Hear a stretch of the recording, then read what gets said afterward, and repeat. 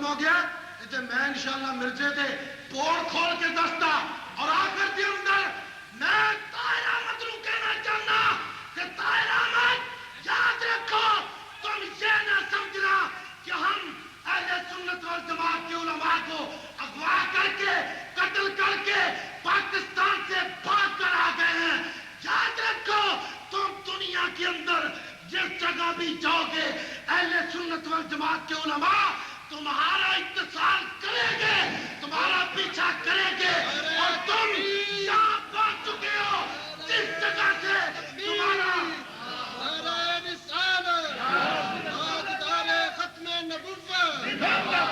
تم اس مقام پر پہنچ چکے ہو جس مقام پر تمہارے پودے کو کاشت کیا گیا تھا. اور اہل سنت والجماعت کی حیثیت سے اعلان کرتا ہوں کہ یہ لندن تمہارا آخری قبرستان بنے گا. تمہاری دادی یہاں فاتحہ پڑھنے بھی نہیں آئی. مولانا صاحب کا ٹائم نہیں ختم ہوا, اللہ انہوں کی زندگی کو اور دراز فرمائے. آپ کا ٹائم ختم ہوا سی. میں نہایت ادب سے عرض کروں گا کہ اہل سنت والجماعت کی مایہ ناز شخصیات علماء کرام مشائخ اعظام تشریف لا رہے ہیں. بالخصوص حضرت علامہ مولانا صاحبزادہ پیر حبیب الرحمان صاحب محمودی کی خدمت میں عرض کرتا ہوں کہ حضور برائے کرم اسٹیج پہ تشریف لے آئے. ماشاءاللہ تشریف لے آئے. اسی طرح حضرت مولانا سید محمد یاسین صاحب ان کی خدمت میں عرض کرتا ہوں وہ بھی اسٹیج پہ تشریف لے آئے. حضرت مولانا مفتی عبدالعزیز صاحب کی خدمت میں عرض کرتا ہوں وہ بھی اسٹیج پہ تشریف لے آئے. حضرت مولانا ریاض محمود صاحب کی خدمت میں عرض کرتا ہوں وہ بھی اسٹیج پہ تشریف لے آئے. حضرت مولانا عبدالرزاق صاحب سے عرض کرتا ہوں وہ بھی تشریف لے آئے. حضرت مولانا قاری جمیل احمد صاحب سے عرض کرتا ہوں کہ یہ جتنے علماء کرام ہیں اہل سنت والجماعت کے یہ تمام اسٹیج پہ جلوہ افروز ہوں. آج مشتاق مصطفیٰ اور شمع رسالت کے پروانے اپنے مشائخ اور اپنے علماء کی زیارت بھی کریں گے اور ان کے پیارے پیارے ملفوظات سے اپنے قلب و ذہن کو منور اور روشن بھی کریں گے. حضرات شمع رسالت کے پروانوں کے وفود آ رہے ہیں. ان قریب جو بڑا وفد ہے وہ آنے والا ہے انشاءاللہ. آج اہل سنت والجماعت کی وہ مایہ ناز مقتدر ہستیاں تشریف لا رہی ہیں کہ انشاءاللہ مولانا سعید احمد صاحب وہ بھی تشریف لے آئے. اللہ کریم ان علماء کرام و مشائخ کرام کا سایہ ہماری طرف پہ قائم رکھے. تو میں پھر نہایت ادب سے عرض کرتا ہوں ہمارا ہر عالم شیر ہے, گیدڑ نہیں ہے. اللہ کی رحمت سے اگر گیدڑ ہوتے تو پھر آج کا یہ عظیم و شان ہم اجتماع یہاں منعقد نہ کرتے. ہمارے مشائخ اور ہمارے علماء نے جو ہمیں کردار دیا ہے سیدی اعلیٰ حضرت مولانا پیر سید مہر علی شاہ صاحب گولڈنوی رحمت اللہ تعالیٰ علیہ ہمارے مقتدا ہے. ہمارے مقتدا سیدی حضرت مولانا علامہ پیر محدث علی پوری پیر سید جماعت علی شاہ صاحب رحمت اللہ تعالیٰ علیہ ہمارے مقتدا پیشوا ہے. یہ وہ علماء اور یہ وہ مشائخ ہیں میرے اور آپ سب کے امام اہل سنت علامہ شاہ احمد رضا صاحب فاضل بریلوی ہیں جنہوں نے ہندوستان میں سب سے پہلے 5 کتابیں مرزا قادیانی کے نام پہ لکھی جبکہ پوری دیوبندیت نیند کی اور میٹھی نیند سوئی ہوئی تھی. الحمدللہ علماء اہل سنت اور مشائخ اہل سنت کا جو کردار ہے مرزا قادیانی کے خلاف اور ہر جھوٹے اور دجال کے خلاف اور ہر گستاخ و بے ادب کے خلاف وہ سنہری حروف میں تحریک کے ایک وہ لوگ ہیں یعنی مرزا قادیانی جس نے علن اعلان حضور اکرم صلی اللہ علیہ وسلم کے بعد نبوت کا اعلان کیا. اور ایک وہ گروہ اور ایک وہ جماعت ہے جنہوں نے مرزا قادیانی کے لیے نبوت کی راہ کو کھولا, دروازہ کھولا. یہ بات صرف اشارے تک محدود نہیں رہنی چاہیے. اے شمع رسالت کے پروانوں ایک وہ دجال ہے جس نے نبوت کا دعویٰ کر کے قصر نبوت پہ ڈاکہ ڈالا. ایک وہ دجال ہے جس نے دوسرے دجال کے لیے قصر نبوت میں دروازہ کھولنے کی جسارت کی ہے. وہ دجال جس نے نبوت کا دعویٰ کیا وہ مرزا غلام احمد قادیانی ہے اور جس نے اس کے لیے راہ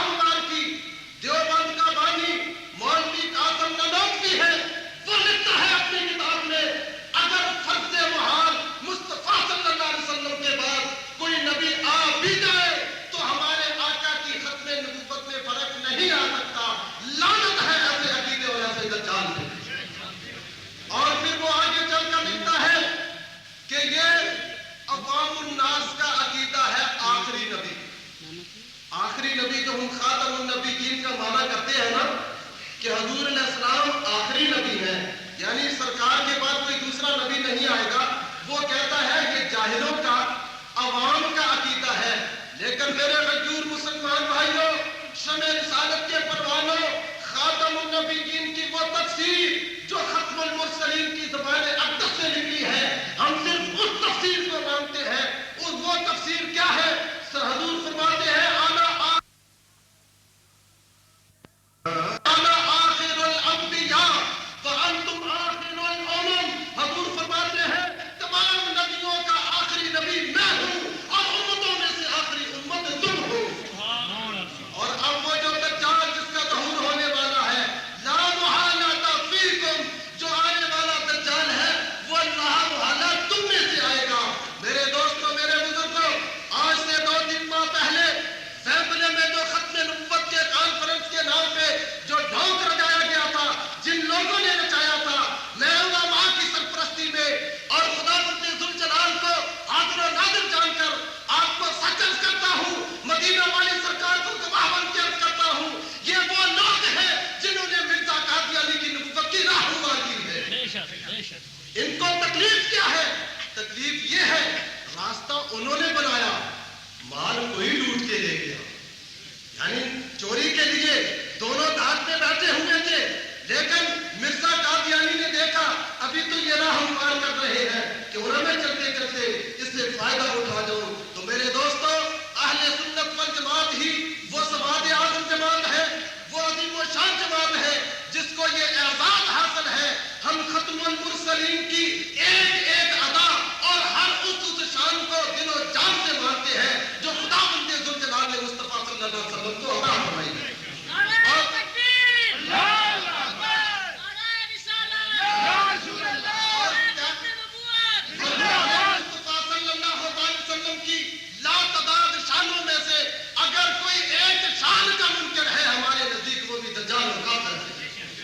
اس لیے عقیدہ اہل سنت بڑا واضح ہے.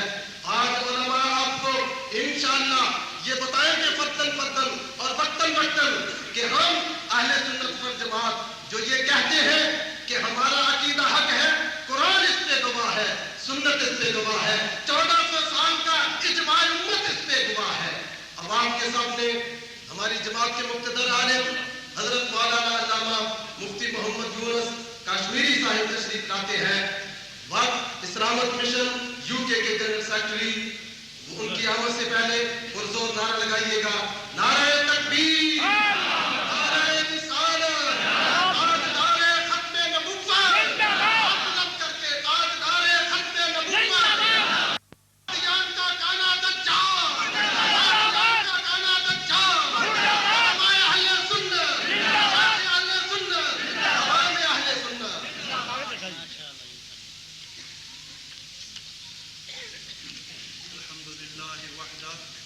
والصلاة والسلام على من لا نبي بعده. أما بعد فأعوذ بالله من الشيطان الرجيم. بسم الله الرحمن الرحيم. ما كان محمد صلى الله عليه وسلم أبا أحد من رجالكم ولكن رسول الله وخاتم النبيين. صدق الله مولانا العظيم. وبلغنا رسوله النبي الكريم الرؤوف الرحيم. إن الله وملائكته يصلون على النبي يا أيها الذين آمنوا صلوا عليه وسلموا تسليما. ومولانا محمد مبارك وسلم عليه صلاة وسلام عليك يا رسول الله. صلاة وسلام عليك يا حبيب الله. سب سے پہلے مشائخ کرام، علماء ذی شان کی خدمت میں مؤدبانہ سلام عرض کرتے ہوئے آپ سب مسلمان بھائیوں کی خدمت میں السلام علیکم ورحمۃ اللہ وبرکاتہ. آج اس عظیم الشان ختم نبوت کانفرنس میں آپ اور ہم سب تمام علماء اہل سنت، مشائخ اہل سنت، عوام اہل سنت حاضر ہیں اور بارگاہ نبوت میں حاضر ہیں. نگاہ نبوت ادھر لگی ہوئی ہے. ان نگاہوں کی رحمت بری چھاؤں میں بیٹھ کر ہم آج قصر نبوت کی حفاظت کا عہد کر رہے ہیں. بے شک سبحان اللہ. اور جس طریقے سے قادیانیت کے شروع سے لے کر اور دیوبندیت کے شروع سے لے کر مشائخ نے، اہل سنت علماء نے، عوام نے ان دونوں قادیانی انجمنوں کا مقابلہ کیا، آج بھی کر رہے ہیں اور انشاءاللہ تا زندگی کرتے رہیں گے. سبحان اللہ. اور اس میں اپنے مشائخ کے نقش قدم پر چلتے ہوئے انشاءاللہ العزیز قصر نبوت کے خلاف کسی گندی زبان کو بولنے کی اجازت نہیں دی جائے گی انشاءاللہ. اور اللہ نے چاہا تو آپ دیکھیں گے کہ جہاں جہاں یہ دونوں ڈاکو اپنے اپنے روپ بدل بدل کر کے آ رہے ہیں، انہی مقامات پر رسول اللہ کے غلام ان کی سرکوبی کے لیے ہر حالت میں ہر جگہ پہنچ رہے ہیں. نعرہ تکبیر، ختم نبوت. میں ورلڈ اسلامک مشن کی طرف سے اپنے ساتھی جماعت اہل سنت کے قائدین کارکنان کو دل کی گہرائیوں سے اس کانفرنس کے انعقاد پر مبارکباد پیش کرتا ہوں. اور ساتھ ہی ساتھ میں صرف باہر سے آنے والے علماء کے وقت کو ملحوظ رکھتے ہوئے صرف چند باتیں عرض کروں گا. میں وقت زیادہ نہیں لوں گا اور آپ کو بھی زیادہ آپ اور علماء کے درمیان حال نہیں ہوں گا. پہلی بات تو یہ ہے، نبی کی چند نشانیاں ہیں، ان نشانیوں پر غور فرما لیں. پہلی نشانی نبی کی یہ ہے کہ اللہ کا بے شمار نشانیوں میں سے چند جو میں مقابلتاً قادیانی کے لیے عرض کر رہا ہوں وہ ہے، نبی کی سب سے بڑی نشانی ہے کہ وہ سچا ہوتا ہے. نبی کی دوسری نشانی بے شمار نشانیوں میں سے یہ ہے کہ نبی کسی حکومت کا کبھی ملازم نہیں ہوا. اور مرزا غلام احمد قادیانی سرکار انگریز کا غلام اور ملازم رہا اور اب تک ہے اور رہے گا. اس کی ضروریت 4 سال تک سیالکوٹ کی کچہری میں، تحصیل کے دفتر میں جو شخص ملازم رہا ہو، نبوت کی عظمت و شان یہ ہے کہ کسی نبی نے کسی حکومت کی ایک آن پر بھی نوکری قبول نہیں کی. دوسری بات کہ کسی نبی نے اپنی زبان مبارک سے اشعار نہیں کہے، شعر و شاعری نہیں کی. اور مرزا مردود نے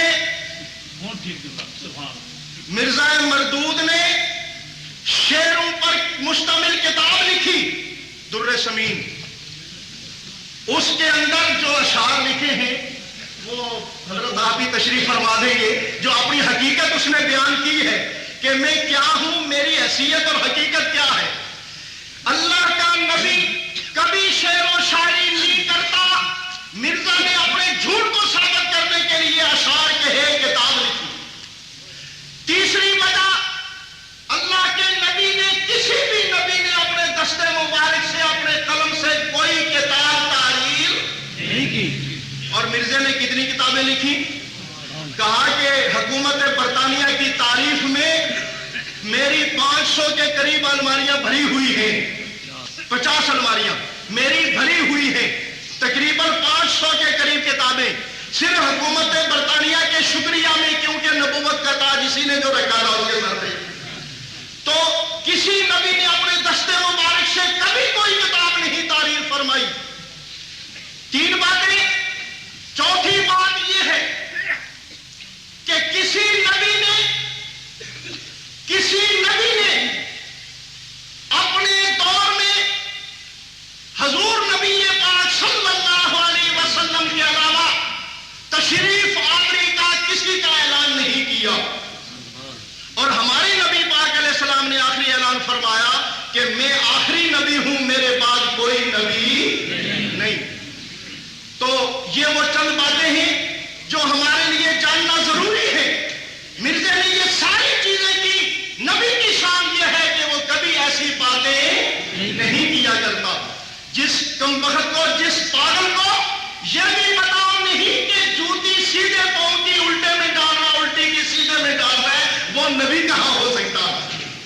نبی کو اس وقت نبوت ملتی جب وہ عقلاً ہر لحاظ سے کامل ہو، کسی مفسد العقل کو، فاسد العقل کو اور کسی بکھرے ہوئے خیالات والے شخص کو کبھی منصب نبوت پر فائز نہیں کیا جاتا. یہ امانت ایسی ہے کہ جو صرف اللہ جس کو چاہتا ہے عطا فرماتا. حضور نے فیصلہ فرما دیا میرے بعد کوئی نبی نہیں. ہم مسلمانوں کا اس پر بالکل ایمان ہے، اور نبی کریم علیہ السلام کے علاوہ کوئی بھی اگر نبوت کا دعویٰ کرے گا، چاہے وہ کسی حال میں ہو، چاہے وہ بروزی نبی بن کے آئے، ذلی نبی بننے کی کوشش کرے، دعویٰ کرے، مسیح موعود ہو. اور سب سے بڑی بات یہ مرزا صاحب نے تو چھوڑی کوئی شے نہیں.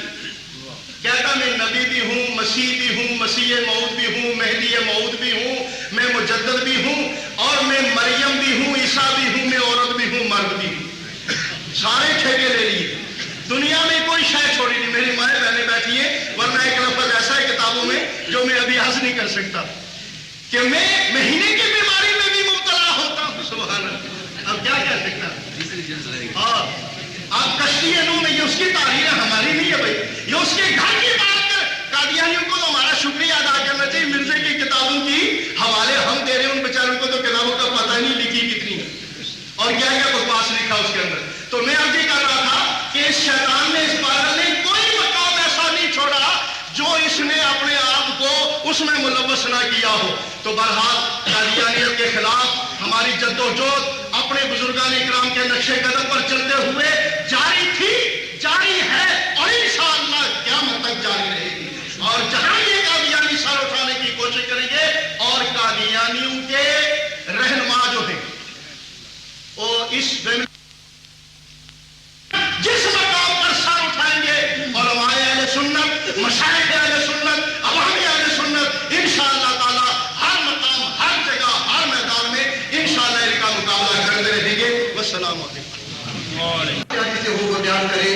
بنگلہ دیش سے آئے ہوئے قافلہ اہل سنت کے سلام جناب حضرت مولانا علامہ مفتی ریاض الدین صاحب کی خدمت میں عرض کرتا ہوں کہ وہ شمع رسالت کے پروانوں کو خطاب فرمائیں. نعرہ تکبیر. علماء کرام کی محمد سے وفا تو نے تو ہم تیرے ہیں، کہ محمد سے وفا تو نے تو ہم تیرے ہیں. یہ جہاں چیز ہے کیا لوح قلم تیرے ہیں.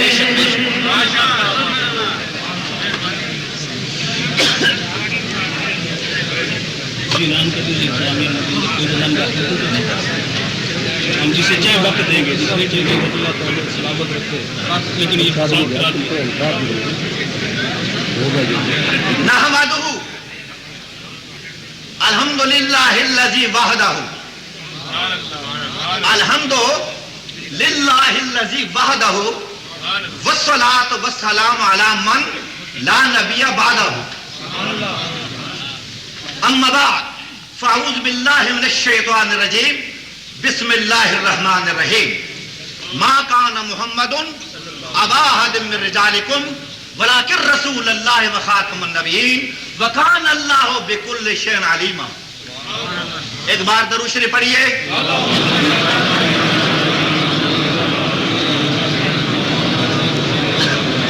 میں نے یہ عرض کیا تھا، جملہ پورا نہیں کیا تھا، ایک جملہ ادا ہوا تھا، اس جملے کو پھر شروع کرنا چاہتا ہوں.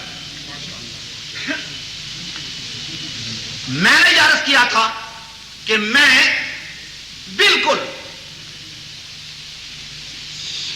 1-2-3 منٹ کے اندر یا 5 منٹ کے اندر شریعت کی زبان میں عقیدہ ختم نبوت کی حیثیت کیا ہے اور اس کو ذہن میں ذرا بٹھائے رکھیں. یہ کہا جائے کہ یورپ کے اندر ختم نبوت کانفرنس منانے کی ضرورت کیا، میں یہ عرض کرنا چاہتا ہوں ضرورت نہ تھی. ہم ہم تو حضور علیہ الصلوۃ والسلام کی میلاد و سیرت کے جلسے منعقد کیا کرتے تھے، ہم نے کسی کو نہیں چھیڑا، لیکن جب مسلمانوں کی عقیدے قطعیہ کو، مسلمانوں کے ایک متفقہ عقیدہ کو کوئی اگر چیلنج کر لے زمین پر، مشرق میں ہو، مغرب میں ہو، دنیا کے کسی حصے میں ہو، جہاں مسلمان حضور کا عاشق موجود ہوگا ضرور اس کا دفاع کرتا رہے گا۔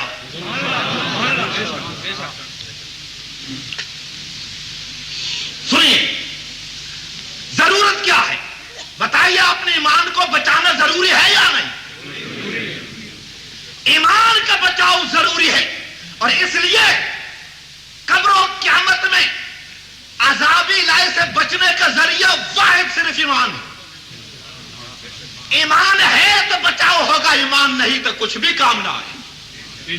سنیے، قرآن کی آیات صریحہ، قرآن کی واضح آیتوں میں، احادیث متواترہ میں، میرے حضور کے ارشادات احادیث متواترہ میں، اور تیسرے درجے پر علماء امت، اجماع امت، اجماع صحابہ کرام، ان تینوں اللہ کی واضح آیتیں، میرے حضور علیہ الصلوۃ والسلام کے متواتر مسلسل حدیثیں اور امت کے اجماع و اتفاق کے نظریے کے تحت عقیدہ ختم نبوت اسلام کا قطعی یقینی عقیدہ ہے۔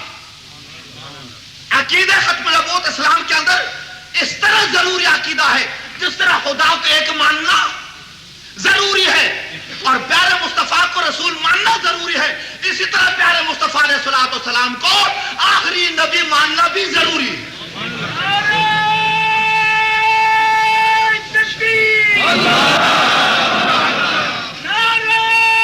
یہ عقیدہ سنیے سنیے سنیے، تاجدار ختم نبوت، تاجدار ختم نبوت، تاجدار ختم نبوت، تاجدار ختم نبوت، تاجدار ختم نبوت، میرے حضور علیہ الصلوۃ والسلام ختم نبوت کے تاجدار ہیں، پیارے مصطفیٰ نبوت کے کیا ہے؟ تاجدار ہے۔ اب آئیے، حضرت ابو بکر صدیق، آپ کہیں گے قرآن کی آیت کے حوالہ دیا تو قرآن کا کوئی دلیل دے دو، تو سنیے، یہ آیت کریمہ ہے، سامنے لکھی ہوئی ہے، ما کان محمد، اللہ تعالیٰ فرماتا ہے میرے محمد، ما کان محمد ابا احد من رجالکم، یہ کسی آدمی کے باپ نہیں، بچے کی بات نہیں آئی، ابنائکم نہیں آئے، من رجالکم آئے، رجل کہتے مرد کو، فرمائے کسی مرد کے باپ نہیں، میرے حبیب علیہ الصلوۃ والسلام کسی مرد کے باپ نہیں۔ ما کان محمد ابا احد من رجالکم، اے اللہ پھر اگر باپ نہیں تو یہ حضرت حضور علیہ الصلوۃ والسلام کے جو بیٹے صاحبزادے تھے چھوٹے، ان کے باپ تو ہیں، فرمائے من رجالکم، ابنائکم نہیں، وہ تو بچے تھے، اور ہم رجل کہتے، رجل مرد کو کہتے ہیں، میرے حبیب علیہ الصلوۃ والسلام کسی مرد کے باپ نہیں، اور باپ کی نفی کیوں کر دی؟ ایک شبہ پیدا ہوتا ہے کہ جب باپ نہیں، باپ تو شفقت کرتا ہے، مہربان ہوتا ہے، جسمانی باپ نہیں تو اس کا مطلب ہے حضور مہربان بھی نہیں امت کے اوپر، امت کے اوپر مہربان نہیں، تو فرمایا ولکن رسول اللہ، یہ کسی کے جسمانی باپ نہیں مگر ساری کائنات کے باپوں کے روحانی باپ ہیں، رسولوں کے بھی باپ، نبیوں کے بھی باپ، خود آدم علیہ السلام جو ابو انسان کہلائے جاتے ہیں ان کے بھی روحانی باپ، فرمائے باپوں کے باپ پیارے مصطفیٰ، کیوں؟ روحانی رسالت، ہر رسول اپنے امتی کا روحانی باپ ہوتا ہے، ہر نبی اپنے امت کا روحانی باپ ہوا کرتا ہے۔ اب مسئلہ ختم ہو گیا، جب حضور کی رسالت ثابت ہو گئی تو یہاں پر نبوت کا ذکر کیوں آیا؟ ولکن رسول اللہ، اللہ کے رسول ہیں، تو خاتم النبیین کا ذکر کیوں آیا؟ رسالت خاص ہے، رسول اس کو کہتے، سنیے، رسول اور نبی اس میں ذرا فرق سمجھ لیجیے. رسول اس کو کہتے ہیں جس کے پاس نئی کتاب ہو، اللہ کی طرف سے نئی کتاب آئے. اور نبی ہوتا ہے کہ اس کے پاس کتاب ہو یا نہ ہو، یہ عام ہوتا ہے. جب اللہ نے فرمایا کہ میرے پیارے حبیب رسول ہیں تو پھر نبوت کے ذکر کرنے کی کیا ضرورت تھی؟ تو فرمایا اس لیے کہ رسالت کے لحاظ سے تو حضور رسول ہیں کہ قرآن نئی کتاب ان کے پاس آئی ہے، لیکن خاتم النبیین کا ذکر فرما کر بتا دیا کہ ایسے لوگ بھی آئیں گے ختم نبوت کا جھوٹا دعویٰ کریں گے. پیارے حبیب تو رسول بھی ہے مگر سارے نبیوں کے روحانی باپ بھی ہے، اور تو آخری نبی ہے، لہذا رسالت کے لحاظ سے حضور آخری رسول ہے اور نبوت کے لحاظ سے مصطفیٰ خدا کے آخری نبی ہے. اچھا یہ تو تھا ترجمہ. اب شرعی لحاظ سے ایک نقطہ بیان کر کے ختم کرتے ہیں. ایک بات درود شریف. فرعون کا نام سنا ہے آپ نے؟ فرعون کا نام سنا ہے؟ سنائیے فرعون کافر تھا یا نہیں؟ مسیلمہ کذاب کیا تھا؟ حضور کے زمانے میں نبوت کا اعلان کرنے والا مسیلمہ کذاب وہ بھی کافر تھا. یہ فرق بیان کرنا ہے، فرعون کا کفر زیادہ تھا یا مسیلمہ کذاب کا کفر زیادہ تھا؟ میں آپ سے سوال کرتا ہوں. اللہ فرماتا ہے کہ فرعون کافر ہے اور مسیلمہ کذاب کا ذکر قرآن میں نہیں آیا کیونکہ یہ تو بعد میں آیا. اب فرق یہ بیان کرنا ہے. لوگ کہتے ہیں ختم نبوت کی کانفرنسیں کیوں کرتے ہو؟ سنیے جواب. فرعون کافر تھا اور مسیلمہ کذاب نے حضور کے زمانے میں نبوت کا اعلان کیا. یہودی کافر تھے اور ہیں، اور عیسائی بھی کافر تھے اور ہیں. تو اب مسئلہ پیدا یہ ہوا کہ صدیق اکبر جب خلیفہ ہوئے تو چاہیے یہ تھا کہ عیسائیوں کا مقابلہ کرتے، یہودیوں سے لڑائی لڑتے. اے ابو بکر صدیق امیر المومنین، آپ نے عیسائیوں کو چھوڑا، یہودیوں کو چھوڑا اور مسیلمہ کذاب کو لے کر اس کے ساتھ جہاد شروع کر لیا. چاہیے یہ تھا کہ ان سے پہلے لڑائی ہوتی، جو کھلے کافر تھے مسیلمہ کذاب کو چھوڑ لیتے. لیکن فرمایا نہیں، آنے والے انسانوں قیامت تک صحابہ کرام کے اجماع اتفاق تمہارے لیے ضروری عقیدہ ہے. نصرانی عیسائیوں کا کفر کم درجے کا ہے، یہودی کا کفر بھی کم درجے کا ہے، مگر جو حضور کے ختم نبوت کو توڑتا ہے وہ سب سے بڑا کافر ہوتا ہے. حضور کے ختم نبوت کا توڑنے والا سب سے زیادہ کافر ہوتا ہے. فرمایا عمر فاروق عیسائیوں کو چھوڑو، یہودیوں کو چھوڑو، میرے نزدیک بڑا کافر وہ ہے جو مصطفیٰ کے ختم نبوت کی دیوار کو توڑتا ہے. فرعون جہاد کی خالد بن ولید سیف اللہ اس کو سپہ سالار مقرر کر دیا اور مسیلمہ کذاب کے 40,000 کتنے 40,000 ماننے والے. لڑائی ہوتی ہے. اے خالد بن ولید خدا آپ جیسا جذبہ ان مسلمانوں کے بھی عطا فرما دے. لڑائی شروع ہوتی ہے. 28,000 مسیلمہ کذاب کے ماننے والوں کو قتل کیا گیا. ہاں باقی جو تھے انہوں نے ہتھیار ڈال دیے، مال کو غنیمت بنایا گیا. صدیق اکبر نے فرمایا شکر الحمدللہ کہ بڑے کافر کو میں نے قتل کروا دیا. اب بتائیے، اے ابو بکر صدیق عیسائیوں کو پہلے ختم فرماتے، یہودیوں سے لڑائی لیتے، انہوں نے اس لڑائی کو پیچھے کیا، مسیلمہ کذاب کو پہلے لیا، بتا دیا کسی زمانے کے اندر ختم نبوت کے توڑنے والا آ جائے مسلمانوں پہلے اس کا مقابلہ کرو. یہ عقیدہ مل گیا.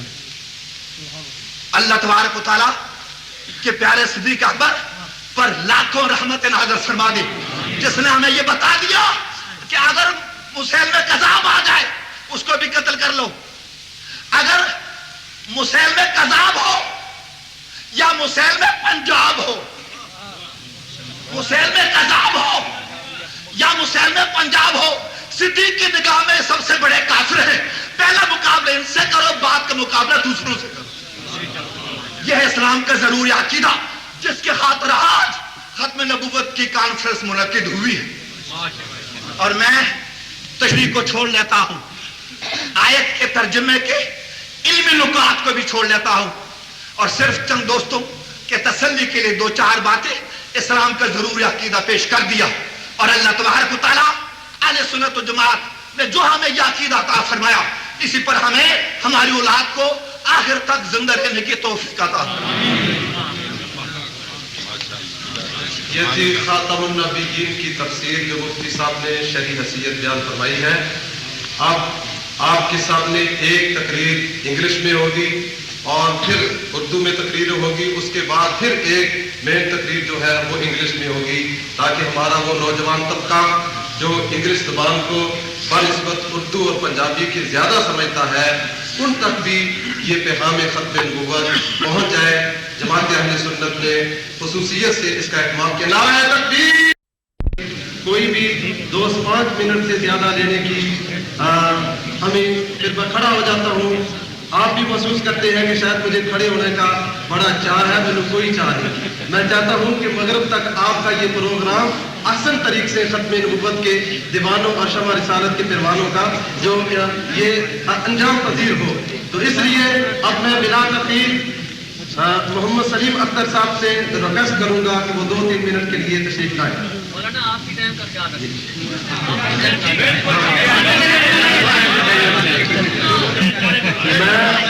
میں تقریر بھی کر رہا ہوں، اعلان کی نمبر 2 پہ اگر سلیم اختر صاحب نہیں ہے تو وائس کونسلر محمد فضل الرحمان صاحب تشریف لائیں. یہ سب حضرات یہاں موجود نہیں ہیں. اب آپ کے سامنے حضرت مولانا علامہ مفتی ریاض الدین صاحب صرف 5 منٹ کے لیے تشریف لاتے ہیں. نعرہ تکبیر، نعرہ رسالت، نعرہ ختم نبوت.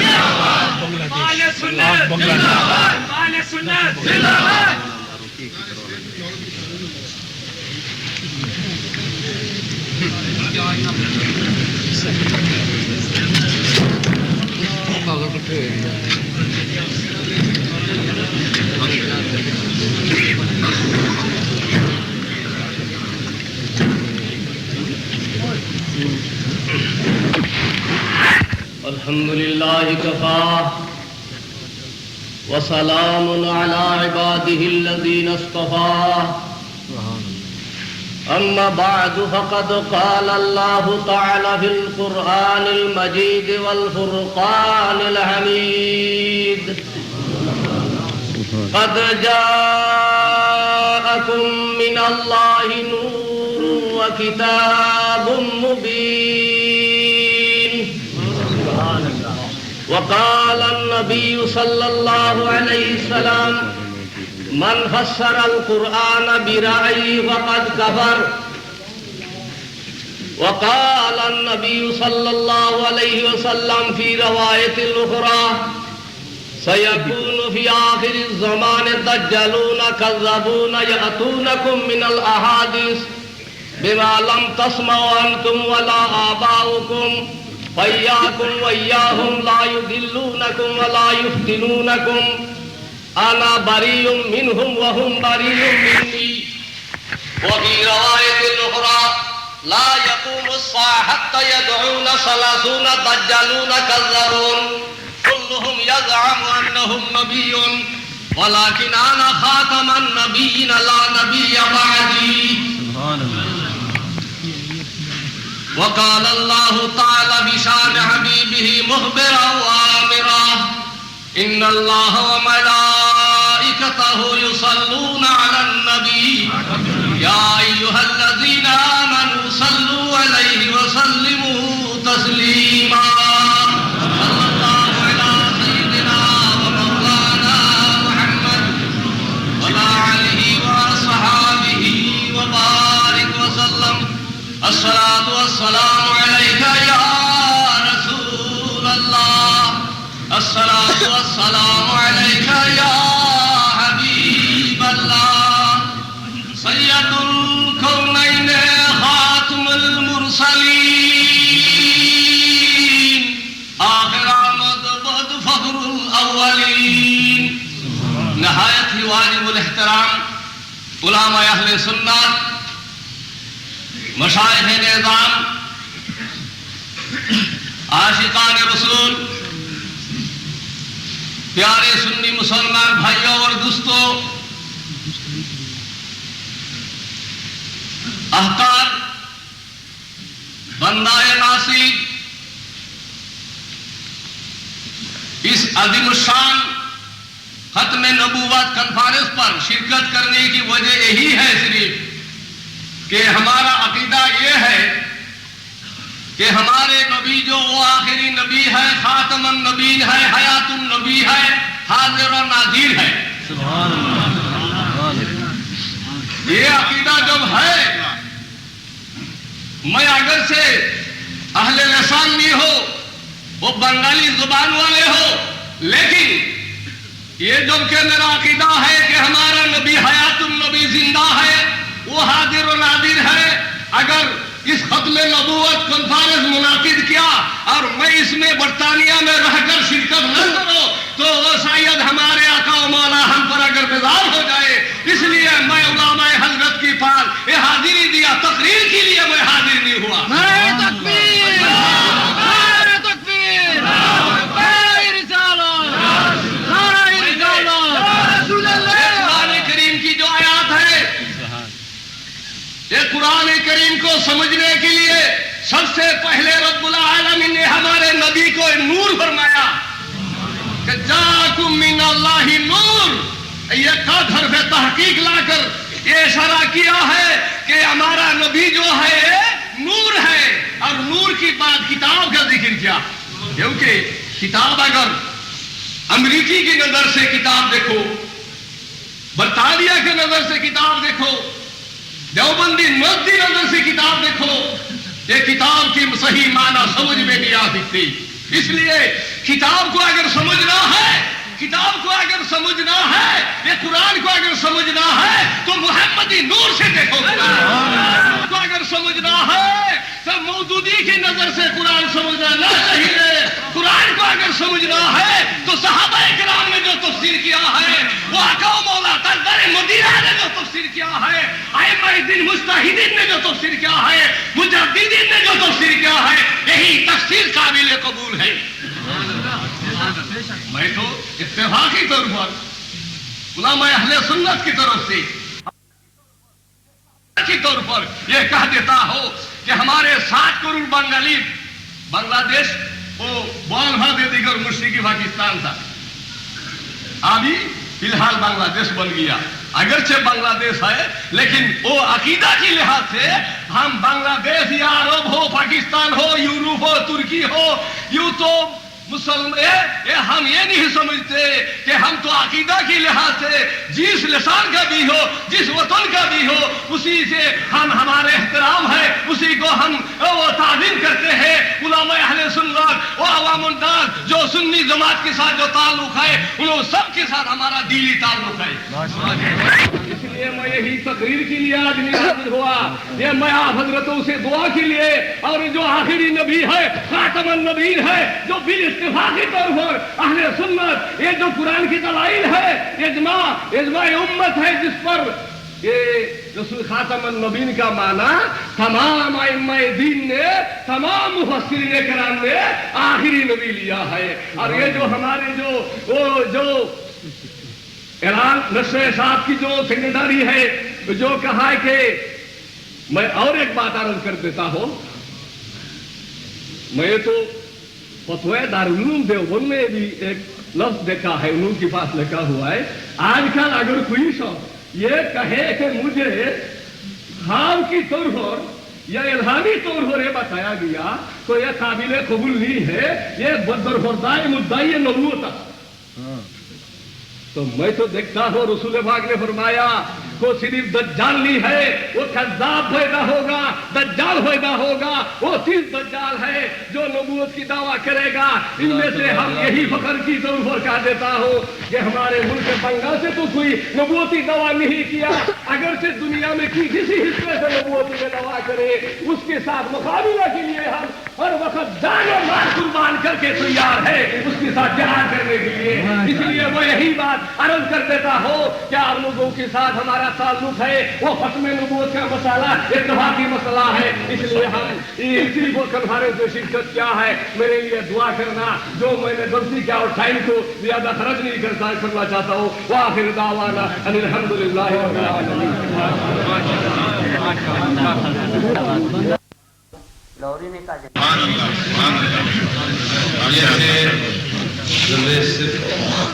پیران نظام میں سے حضرت علامہ پیر صاحب حبیب الرحمان صاحب 5 منٹ گھڑی کے حضرت علامہ سید السادات سید پیر زاہد حسین شاہ صاحب رضوی سرپرست جماعت اہل سنت سے عرض کرتا ہوں کہ آپ تشریف لائیں۔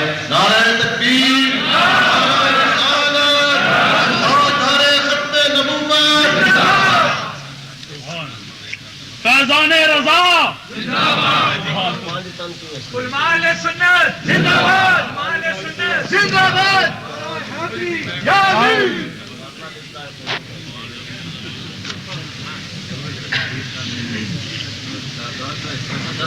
بالکل نہ اللہ نہیں کوئی دل سرمداری نہیں سکتی۔ اس ماحول میں نے زندگی کا کچھ حصہ گزارا ہے اور میرے آقا نعمت، میرے استاذ محترم محسن سنیہ حضرت علامہ ابو الفضل محمد سردار احمد قدس سر العزیز، جن کی نظر کرم نظر عنایت ہے، آپ کا دستور یہ تھا کہ جب بھی کوئی تبرک جامعہ میں آتا تو آپ جتنے بھی سادات تھے ان کو ڈبل دیا کرتے تھے کہ یہ خدا بند قدوس نے ان کا ڈبل حصہ رکھا ہے، لہذا یہ عطا کردہ یہ حق ہے، اسے میں استعمال کروں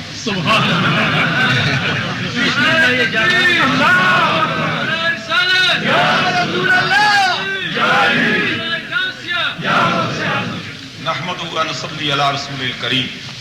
اما بعد فاعوذ باللہ من الشیطان الرجیم، بسم اللہ الرحمن الرحیم۔ ما کان محمد ابا احد من رجالکم ولکن رسول اللہ وخاتم النبیین وکان اللہ بکل شیء علیما۔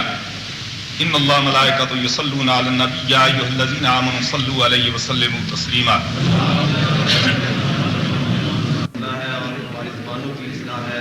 اب میں حضرت علامہ مولانا صاحبزادہ پیرزادہ امداد حسین صاحب کی خدمت میں عرض کروں گا کہ آپ وقت کا خیال رکھتے ہوئے یاد رہے پیرزادہ صاحب مرکزی جماعت اہل سنت کے مرکزی قائد ہیں۔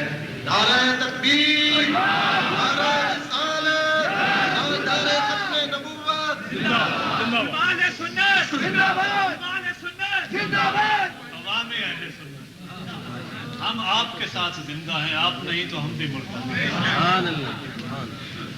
نحمدہ ونصلی علی رسولہ الکریم۔ بسم اللہ الرحمن الرحیم۔ قال رسول اللہ صلی اللہ علیہ وسلم ان النبوۃ والرسالۃ قد انقطعت فلا نبی بعدی ولا رسول بعدی او کما قال النبی صلی اللہ علیہ وسلم۔ واجب التعظیم علماء کرام، مشائخ اعظام اور معزز سامعین،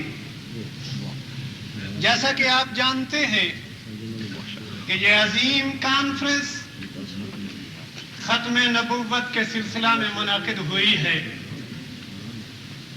یورپ بھر کے جید علماء کرام تشریف فرما ہے اور ہماری یہ خوش قسمتی ہے کہ حسن اتفاق سے قبلہ سجادہ نشین آستانہ عالیہ شرک و شریف بھی تشریف فرما ہے اور حضرت پیر حامد علی شاہ صاحب بھی حسن اتفاق سے تشریف لے آئے ہیں۔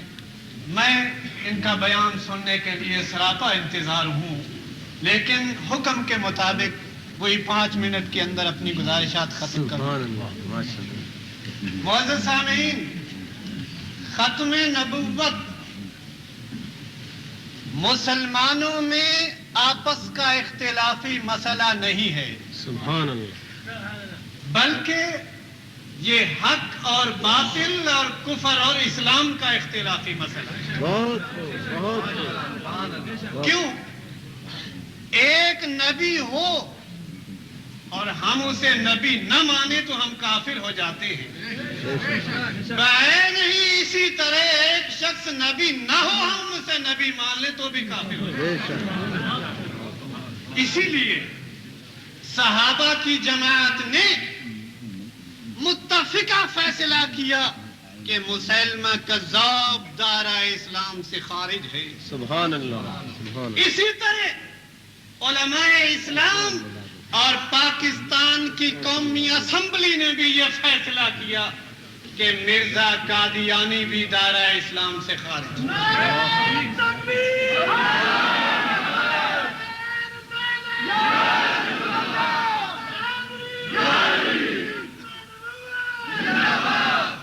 اخبارات میں مرزائی لوگ یہ تاثر دینے کی کوشش کر رہے ہیں کہ ہم مسلمان ہیں، ہمارے ساتھ زیادتی ہوئی ہے، ناانصافی ہوئی ہے، ہمیں بلا وجہ غیر مسلم قرار دے دیا گیا ہے۔ یہ ان کی بات آپ پہ اثر نہیں کر سکتی، لیکن یہ جو نئی جنریشن جو اس آزاد ماحول میں پرورش پا رہی ہے، اگر اسے یہ کہا جائے کہ یہ کافر ہیں، وہ کہتے ہیں جب ان کا دعویٰ ہے ہم مسلمان ہیں تو تم ثابت کرو وہ کیوں کافر ہیں۔ اب علماء کرام نے علمی نکات بیان کیے، میں عوامی نکات بیان کروں گا تاکہ آپ یاد کر کے اپنے بچوں کو پہنچائیں کہ وہ کیوں کافر ہیں۔ یہ چند حوالے میں محمدیہ بک سے نوٹ کر کے آیا ہوں، وہی ریڈ کر کے آپ سے رخصت ہو جاؤں گا۔ اب آپ ان حوالوں کو اپنے ذہنوں میں جگہ دیں اور اپنے بچوں کو پہنچائیں کہ وہ کیوں کافر ہیں۔ سب سے پہلا حوالہ آئینہ کمالات پیج 565۔ مرزا قادیانی کہتا ہے میں نے خواب میں دیکھا کہ میں خدا ہوں، اندھیرے کو اندھیرے میں بہت دور نبی کا خواب سچا ہوتا ہے، نبی کا خواب سچا ہوتا ہے بفرض محال۔ اگر مرزا قادیانی کو نبی مان لیا جائے تو اس کے اس خواب کی کیا تعبیر کرو؟ میں نے خواب میں دیکھا I saw in dream that I am God۔ الیاذ باللہ۔ آئینہ کمالات صفحہ 565 یاد رکھیے۔ اور دوسرا خطبہ الہامیہ صفحہ 23۔ اوتیت صفت الافناء والاحیاء من رب العالمین۔ الیاذ باللہ۔ مرزا کہتا ہے مجھے خدا کی طرف سے بندوں کو مارنے اور زندہ کرنے کی طاقت دی گئی۔ نمبر 3، سچا خدا وہی خدا ہے جس نے قادیان میں اپنا رسول بھیجا۔ دافع البلا صفحہ 11۔ یہ یاد کرنے کی چیز ہے۔ یہ پہنچائیں اپنے بچوں کو، صرف یہ کہہ دینا کہ اس نے نبوت کا دعویٰ کیا ہے نئی جنریشن کے لیے کافی نہیں۔ اسے یہ بتاؤ کہ یہ ان کی کتابوں میں لکھا ہے کہ سچا خدا وہی خدا ہے جس نے قادیان میں رسول بھیجا، تو اس خدا کو کیا کرو گے جس نے مکہ میں ختم المرسلی بھیجا؟ پاکستان کی قومی اسمبلی نے جو کافر کرا دیا، کوئی وہاں سارے علماء بیٹھے تھے؟ چند علماء تھے گنتی، سارے عوام کے نمائندہ تھے۔ جب انہوں نے یہ خرافات سنی تب انہوں نے یہ فیصلہ صادر۔ یہ بچوں تک پہنچانے کی ضرورت ہے۔ نمبر 4، وہ مسیح موعود جو آخری زمانے کا مجدد ہے، وہ میں ہی ہوں۔ حقیقت الوحی صفحہ 194۔ آگے سنیے، میں وہی ہوں جس کا سارے نبیوں کی زبان پر وعدہ ہوا تھا۔ فتاوی احمدیہ جلد اول صفحہ 51۔ آگے سنیے، جو کوئی میری جماعت میں داخل ہو گیا وہ صحابہ میں داخل ہو گیا۔ خطبہ الہامیہ صفحہ 171۔ آگے سنیے، جو شخص مجھ میں اور نبی مصطفیٰ میں فرق کرتا ہے اس نے مجھے نہیں جانا اور مجھے نہیں پہچانا. آگے سنیے. منم مسیح زمان، منم کلیم خدا، منم محمد و احمد کے مجتبی. کہتا ہے میں ہی مسیح زمان ہوں، میں ہی کلیم خدا ہوں، میں ہی محمد ہوں، میں ہی احمد ہوں، میں ہی مجتبی ہوں. لعنت اللہ. آگے سنیے. ابن مریم کے ذکر کو چھوڑو، اس سے بہتر غلام احمد ہے. اب آپ نے دیکھا، یہ میں نے چند صرف شاہ سرخیاں آپ کو بتائی ہیں، اگر یاد رہ جائیں تو نئی جنریشن کے لیے کافی ہے. وہ اس کی سچی بات بھی بتا دے جو اس نے ٹھیک بات کی ہے. تو اس کتاب سے میں لکھا، وہ کہتا ہے میں وہ آر ہوں انسان. پوری کر دے. میں چھوٹا سا مولوی ہوں جو کچھ یاد کر کے آئے ہوں مجھ سے سنا. آخری بات سنتے جائیے. آپ نے دیکھا اس مرزا قادیانی نے کتنے دعوے کیے. کبھی تو کہتا ہے میں محمد ہوں، کبھی کہتا ہے احمد ہوں، کبھی مسیح زمان، کبھی کلیم خدا، کبھی مجدد، اور کبھی کہتا ہے عیسیٰ علیہ السلام فوت ہو گئے ہیں، اب میں مسیح زمان ہوں. قادیانی سن لو، ہمارا عقیدہ ہے کہ عیسیٰ علیہ السلام زندہ ہے بفرض محال. اگر یہ مان لیا جائے کہ وہ زندہ نہیں ہے تب بھی تیری نبوت کی گنجائش نہیں. ایک دیہات میں ایک یتیم غریب بچہ رہتا تھا. اس نے اپنی امی سے پوچھا، امی یہ دیہات کا نمبردار فوت ہو جائے تو اس کے بعد کون بنے گا؟ وہ جو بیچارہ غریب جو تھا اپنی غربت کا علاج تلاش کر رہا کہ شاید کہیں میری باری بھی آ جائے. ماں نے کہا بیٹا یہ مر جائے تو اس کا بیٹا نمبردار بنے.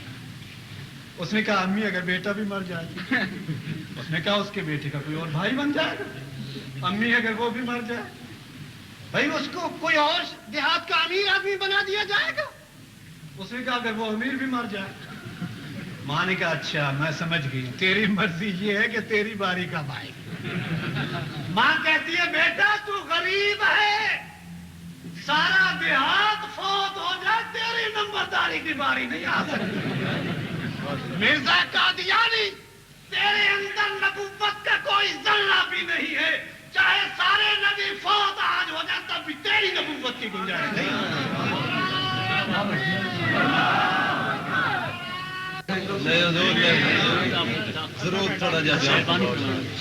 گزارش یہ ہے کہ ایک ہے مسئلہ ختم نبوت، یہ الگ مسئلہ ہے. ایک ہے مرزا قادیانی، یہ الگ مسئلہ ہے. کیونکہ یہ جس وقت پیدا ہوا ہے یہ 1839 ہے یا 1840 ہے، اور پہلے مدتیں بیت چکی ہوئی ہیں کہ یہ مسئلہ طے ہو چکا ہوا ہے. تو مسلمانوں کی 1200-1300 برس کی زندگی جو ہے وہ پہلے سے اپنی تاریخ بنا چکی ہوئی ہے. اور خود اگر صاحب تفسیر کے سامنے یہ مسئلہ پیش نہ ہو چکا ہوا ہوتا تو پھر کسی نئے مفسر کی ضرورت تھی.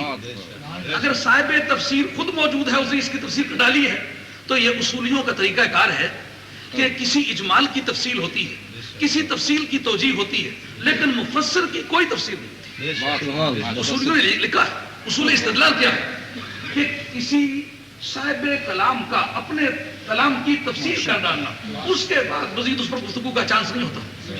تو سرکار تاجدار مدینہ علیہ الصلوۃ والسلام نے بذات ہی جب اس کی تفسیر خود کر ڈالی ہے، اس کی ضرورت پیش آئی ہے.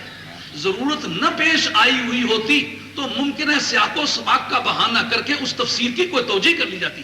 جب واقعہ موجود ہے اور صاحب تفسیر خود تفسیر کرتا ہے، نہ اس کی کوئی مزید توجیہ کی جا سکتی ہے، نہ اس پر مزید کوئی گفتگو کی جا سکتی ہے. سرکار تاجدار مدینہ علیہ الصلوۃ والسلام کا وہ عہد سعادت میں جس میں نبی پاک علیہ الصلوۃ والسلام ظاہری زندگی میں موجود ہیں، مسلمہ کا دعویٰ علماء کرام کی زبانی آپ نے بارہا سنا ہے. جب یہ دعویٰ پیش ہوا تو کیا اس بارے میں کوئی حدیث یا کوئی تاریخ اس پر گفتگو کرے گی کہ سرکار دو عالم علیہ الصلوۃ والسلام نے اس سے کہا، کسی سے کہو جا کے پوچھو تو صحیح، ممکن ہے اس کے پاس کوئی دلائل ہو. سرکار کا اس سے استدلال کی بنیاد پر کسی کو نہ بھیجنا اور اس رخ پر چلنا کہ اس پر کوئی گفتگو نہ کی جائے. ملا علی قاری رحمۃ اللہ علیہ شرافِ اکبر کے اندر لکھتے ہیں کہ اگر کوئی آدمی کسی کی تذلیل کی غرض سے دلیل پوچھے تو پوچھ سکتا ہے، لیکن تسکین کی غرض سے دلیل پوچھے تو پوچھتے ہی کافر ہو جاتا ہے، قطع نظر اس بات کے کہ اس نے دلیل پوچھی کیا ہے، اس نے دلیل دی کیا ہے. کیوں کہ جس وقت اس آدمی نے یہ بات پوچھی ہے نا کہ تم اپنی نبوت کی دلیل لاؤ، اگر تسکین کی غرض سے پوچھی ہے اس نے بھی بتائی نہیں، پر اس کے دماغ نے امکان نبوت تسلیم کر لیا ہے. حضور کے بعد کسی نئی نبوت کا مارز وجود میں آنا تسلیم کر لیا ہے تو نفس اتنا تسلیم کر لینا مستلزم کفر ہے. وہ آدمی اس کاروائی کے آگے چلنے سے پہلے کافر.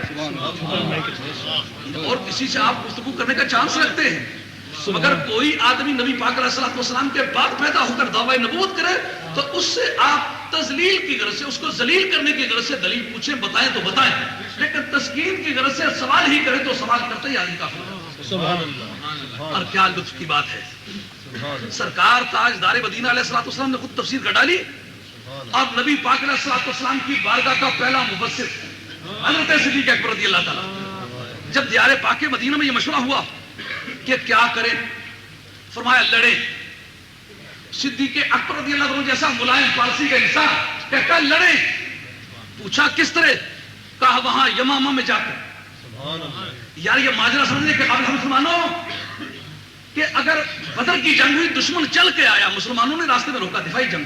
بے شک. احد کی جنگ ہوئی دشمن چل کے آیا، نبی پاک علیہ الصلوۃ والسلام کے غلاموں نے شہر سے باہر نکل کے اسے روکا.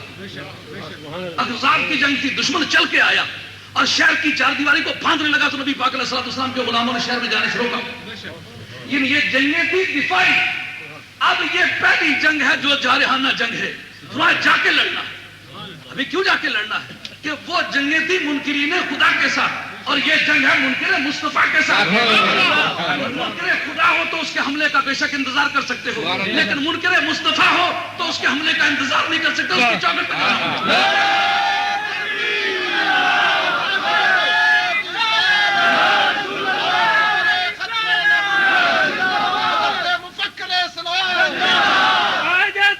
ختم نبوت، تاریخ نظام مصطفیٰ، مال سنت، مال سنت، آبرو ملت، آبرو ملت. کیا ٹھکانے کی بات ہے اس موقع پر. سبحان. سوال طے ہوا کہ دشمن کے پاس جانے لگے. کبھی دشمن بھی دوست کا روپ دھار لیتا ہے. دوست اور دشمن کی تمیز کے لیے الکلمۃ السریہ، پرانے وقت میں اس کو شعار کہتے ہیں، دور حاضر کی فوجی زبان میں آج اس کو کہتے ہیں الکلمۃ السریہ، اس وقت میں کہتے تھے شعار. یعنی دوست اور دشمن میں تمیز کریں. دوستو دعوت فکر ہے، سوچو اس بات. زندگی ہمارا پیدائشی حق ہے، زندگی ہمارا خاندانی ورثہ ہے، غیرت ہمیں ورثے میں ملی ہوئی. اس لیے کوئی ہماری غیرت سے نہ چھیڑے. ہم نے دنیا میں لاکھوں سورج طلوع ہوتے ہوئے دیکھے، لاکھوں سکندر و دھالا کے تخت و تاج کو لڑتے دیکھا ہے. ہمارے سامنے کسی طاقت کی کوئی قیمت نہیں. کر رہا تھا کیا سلیقے سکھانے کا نبی پاک کے یارے کا قسم تیری قبر دور ہے، کہتا ہے تیری قبر سے لپٹ کے نہ تیری قبر کے منہ سے. یہ سوال تھا جب لڑنے جانا ہے دوست اور دشمن کی میں تمیز ممکن نہ ہوگی. آئے ہائے کیا عجیب بات ہے کہ نبی پاک علیہ السلام کے غلاموں کا ہے تو دوست دشمن کی تمیز نہ ہوگی. پتا چلا یہ بہروپیے ہر دور میں رہے، بہروپیوں نے ہر دور میں رہنا ہے.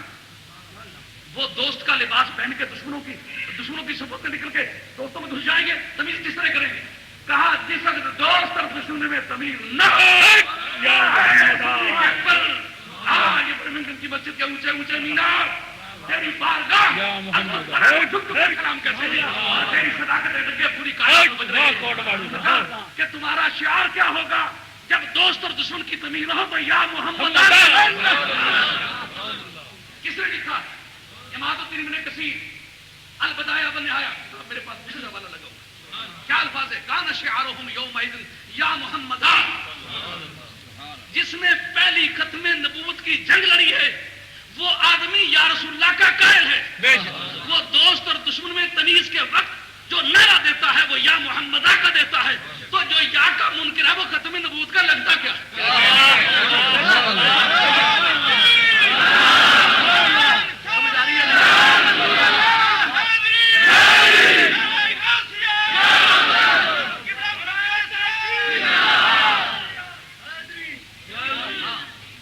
خوبصورت عقیدہ ہے کہ دوست اور دشمن جب مکس اپ ہو جائیں، مولانا یادگاری صدیق اکبر رضی اللہ عنہ کی ذہانت کائنات کے سر عنوان لکھی جانے کی ہے.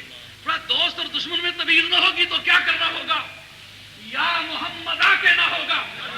تو جو یہ کاشن نہ بولے ڈر. پتہ ہے اس کا مطلب کیا تھا؟ سامنے آ گیا پہچانتے نہیں ہے، یا محمد آ، یا محمد آ. بولا اگر بچ گیا، نہیں بولا تو پار کر. کیا مطلب؟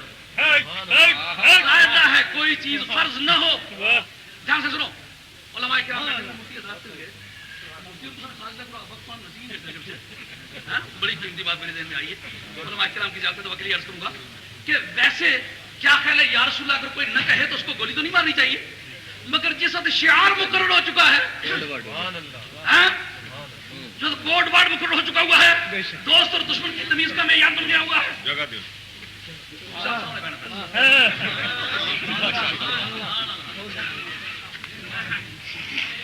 سبحان اللہ. جس وقت دوست اور دشمن میں تمیز کے لیے ایک شعار مقرر کر دیا جائے، پہلے وہ فرض نہیں تھا، پہلے وہ واجب نہیں تھا، مگر اب شعار مقرر ہو جانے کی بنیاد پر وہ لازمی قرار پایا.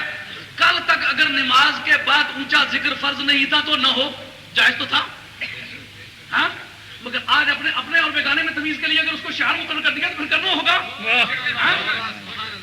کل تک اگر محمد صلی اللہ علیہ وسلم کا نام نامی آئے تو ہر وقت چومنا یہ فرائض یا واجبات میں سے نہیں تھا، مطلقاً جائز تھا. تو اب اگر آپ نے اس کو علامت کے طور پر اپنی جماعت کے لیے مقرر کر دیا ہے تو پھر بے شک کل تک فرض نہ تھا، اگر شعار کے درجے کو پہنچ گیا تو پھر کرنا ناگزیر ہوگا. اس موقع پر آپ سے ایک استفسار کرتا ہوں کہ کیا اگر کوئی یہ کہتے کہ وہ کوڈ ورڈ کے طور پر، نشانی کے طور پر عقیدہ تو اس میں شامل نہیں تھا، میں یہ پوچھتا ہوں کہ عقیدہ رکھنے کی ممانعت بھی تو کوئی نہیں تھی، مناسبت کیا بنتی تھی؟ مناسبت یہ بنتی تھی کہ اس وقت اتنی دوری پر جنگ آ کر کے لڑ رہے ہیں، تقریباً کوئی 1200 میل کی دوری پڑتی ہے، اتنی دوری پر جنگ کر رہے ہیں، تیرا مزار مدینہ طیبہ میں ہے. صدیق اکبر یہ عقیدہ چھوڑنا چاہتا ہے کہ نبی پاک کا غلام کئی 1000 میل کی دوری پر بھی مشکل وقت میں اگر پکارے تو مدینے والے کو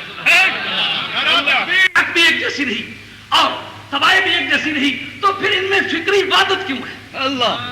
اس پر غور کیا اور ایک مدینے کا تاجدار ہے، اس کی عظمتوں پر پوری قوم قربان ہے، اس کی بزرگی پر اور اس کی پڑھائی پر جو یقین رکھتے ہیں، یہ باور کرتے ہیں کہ نبی کو ابتدائے آفرینش سے لے کر قیام قیامت اور قیام قیامت سے بعد ابدالآباد تک جو کچھ ہونے والا ہے سب کا نبی کو علم ہے اور نبی ان کو پروگرام بنا کے دے گیا ہے. بات کو طولانی سمجھ کے نظر انداز نہ کیجیے گا، یہ میرا خون جگر ہے، اس کو پلے پڑھ لیں گے تو نتیجہ لائے. یعنی کوئی یہ جنون نہیں ہے جو کر رہا ہوں، یہ ایک مقصد کی بات ہے. انہوں نے سوچا کہ مسلمان کے ذہن میں جو یہ اعتماد ہے کہ نبی سبھی کچھ جانتا ہے، نبی زندہ ہے، نبی مدد کر سکتا ہے، اب اس کے خطوط سے یہ ہٹنے کے لیے تیاری. اب کون انہیں باور کرایا کہ نبی مر گیا ہے؟ اس کو کل کا پتہ ہی نہیں تھا کیا ہونے والا ہے. تو آج کے حالات میں ہماری بات جب مانیں گے کہ جب ان کو یہ یقین ہو جائے کہ نبی کو کل کا پتہ نہیں تھا. اگر یہ مانے نبی کو کل کا پتہ ہے تو نبی نے آثار قیامت کے ذریعے سے تمام احوال سیاسی طور پر بتا دیے کہ کیا ہونے والا ہے. اب نبی کے نقطہ نگاہ سے ہٹانے کے لیے یہ بات ان کے دماغ میں ڈال لی تھی کہ اب نبی کی وہ پوزیشن جو تم نے کل تک سمجھی ہوئی تھی وہ نہیں ہے، بلکہ نبی کو کل کا پتہ نہیں تھا. نبی کچھ نہیں کر سکتا، نبی تنکے توڑ کے دو نہیں کر سکتا، نبی کی حیثیت بڑے بھائی کی ہے، نبی اپنی امت میں اس طرح کا درجہ رکھتا ہے جیسا کہ کسی گاؤں میں نمبردار کا درجہ ہوتا ہے. کہا اگر یہ معاملہ تو نمبردار بھی تو نیا نیا ان دنوں متعارف ہوا تھا نا، کیونکہ یہ نمبرداری جو ہے نا یہ 1857 کی جنگ آزادی کے دور میں متعارف کرائی گئی، وغیرہ پہلے خیریت کی کوئی نمبردار نہیں. اور یہ سیلداری انعام خوری یہ اس وقت کی سیاسی رشوت ہے. پہلے پولیس بھی نہیں تھی اس ملک میں، یعنی 1849 میں پہلی مرتبہ، نہ 1847 میں پہلی مرتبہ اس ملک میں پولیس کا ڈپارٹمنٹ ریز کیا گیا، وغیرہ پولیس اس ملک میں بھی نہیں تھی. اور وہاں پہلی مرتبہ 1857 کی جنگ آزادی کے وقت پولیس کھڑی کی گئی اور غالباً 1856 میں کھڑی کی گئی اس مسلمانوں کی جنگ آزادی کو روکنے کے لیے. اور پہلی مرتبہ پولیس ایکٹ 1860 میں بنایا گیا. یہ باتیں سوچنے والی ہیں کہ جب اتنا زمانہ وہاں مغلوں کا دور گزرا تو پولیس نہیں تھی تو پولیس کی کیوں ضرورت پڑی؟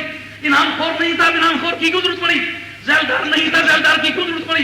نمبردار نہیں تھا، نمبردار کی کیوں ضرورت پڑی؟ اب اگر کوئی دوست बदकिस्मती से नंबरदारी बैठा हो तो नाराज ना हो, क्योंकि मैं उस पर अटैक करने की गर्ज से बात नहीं कर रहा हूं, बल्कि मुराद उस वक्त के अहवाल है। तो ये बदनसीबी थी कौम की कि उन दिनों दिल्ली कॉलेज जो शुरू किया गया था, जिसमें इंग्लो अरेबिक, अंग्रेजी और अरबी, यारो जो कौम इस्लाम को सफ़े हस्ती से मिटाना चाहती थी वो अरबी पढ़ाती क्यों थी? इसीलिए बाद में जिक्र करते वक्त वो दो मदरसों का नाम लेते, दो कॉलेजों का नाम लेते। मैं मसले तो नाम नहीं लेना पसंद करता, यानी कहा हमारी अंग्रेजी फलां कॉलेज में चलेगी और हमारी अरबी फलां मदरसे में चलेगी। वो अरबी भी हमारी थी, वो अंग्रेजी भी हमारी। और बदकिस्मती से जिस वक्त जंग आजादी छिड़ी तो मिर्जा जी इजाला ओहाम में लिखते कि मेरे बाप ने 50 घोड़े, मेरे पास किताब मौजूद है, कोई जज्बाती बात नहीं करता, 50 घोड़े तो मैं शाहसवारों के मेरे बाप मुर्तजा बेग ने अपनी तरफ से अंग्रेज को देके यहां तक मर्तबा पाया कि गवर्नरी ऑफिस में, गवर्नर हाउस में गवर्नर के साथ मेरे बाप की कुर्सी बिछती थी। अब उसको मुआवजा मिल गया कि मुसलमानों के खिलाफ तलवार उठाए जाते वक्त गैर मुस्लिम के प्लेटफॉर्म पर खड़े होकर इसके बाप ने मुसलमानों की गर्दनें उतारी। जिस बाप का ऐसा जो ऐसा बाप हो सकता है उसका बेटा क्या हो सकता है? यानी मुसलमानों की जंग आजादी शुरू है जिसमें मौलाना फजल खैराबादी रहमतुल्लाह अलैह उस मुजाहिद मिल्लत का जनाजा जलाए अंडमान से आता है और बड़े बड़े मौजूद खानों को बेचरा करके छोड़ दिया जाता है।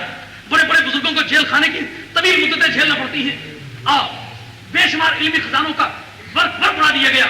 मस्जिदों की नीलामियां हुई, मदरसों को ताले लगे और जुबान बंदियां हुई, अजानों पर पाबंदी हुई। उन दिनों में पूछता हूं अगर किसी मौलवी साहब का मदरसा ऊपर की तरफ उठ रहा है तो मैं पूछता हूं अगर मुसलमानों का है तो क्यों उठ रहा है? उस मदरसे को आप भी जानते हैं, मैं भी जानता हूं। जिन 1867 में उस मदरसे की बुनियाद पड़ी थी और मिर्जा जी की अपनी एक रवायत के मुताबिक 1868 में मिर्जा जी ने ऐलान नबूवत किया था। ये उनके 11 कौल है, उनमें से एक कौल है 1868। तो इन दोनों को मिलाओ, पता चला उस मदरसे की बुनियाद के भी वही अय्याम थे और मिर्जा जी की नई नबूवत के ऐलान के भी वही अय्याम थे। अब दोनों के बयानात मिलाओ। उस मदरसे के बानियान कहते हैं कि हम अंग्रेज की गवर्नमेंट के साथ होकर मुसलमानों से लड़े और मुसलमानों को मारा और हमारे आदमी उन्हीं दिनों के शहीद हैं। यानी शहादत की अजीब किस्म है, लड़े गैर मुस्लिम की हिमायत में, लड़े मुसलमानों के साथ और मर जाने पर शहादत मिल गई। और उन्हीं अय्याम में मिर्जा जी जो हैं ये 1864 में अहमद की पोस्ट पर भर्ती हुए और जब नबूवत का प्रोग्राम बन गया तो फिर 4 साल की मुलाजमत के बाद रिजाइन कर दिया। इस मौके पर आप दोनों चीजों को इकट्ठा करते हैं और कानून की एक सेक्शन पेश करता हूं, इस पर ध्यान करें। अब ये मेरी तकरीर के आखिरी कलमात होंगे, लेकिन आप एक नतीजा पाएंगे, वो क्या कि पूरी दुनिया का कानून इआनत मुजरिमाना को इर्तिकाबे जुर्म समझता है। यानी जो आदमी मुजरिम की मदद करे इर्तिकाबे जुर्म में, कानून चालान करते वक्त दोनों को एक सेक्शन में चालान करता है। हाँ, जुर्म की नौयत से कुछ कमी बेशी हो जाए लेकिन चालान दोनों होते हैं। तरीकाकार क्या है? तरीकाकार यह है कि अगर कोई शख्स किसी मुजरिम को यह कहता है कि फला काम तुम करो, लेकिन जिस काम की वो तरगीब देता है उस काम के करते वक्त उस आदमी से कोई ऐसा फेल सरजद हो जाता है जो उस तरगीब का अगलब नतीजा हो सकता है, हालांकि उसने उसका जिक्र नहीं किया, मगर अगर फेल के इर्तिकाब के वक्त वो मतलूब नतीजा निकल आया तो कानून कहेगा कि जिस जुर्म का इसने नाम लिया है उस जुर्म की तरगीब भी इसी ने दी है, जिसका नाम तो नहीं लिया लेकिन उस तरगीब का अगलब नतीजा हो सकता है, उस जुर्म की तरगीब भी इसी ने दी है। गालिबन बात आप नहीं समझोगे, अब मैं बात सादा लफ्जों में समझाता हूं।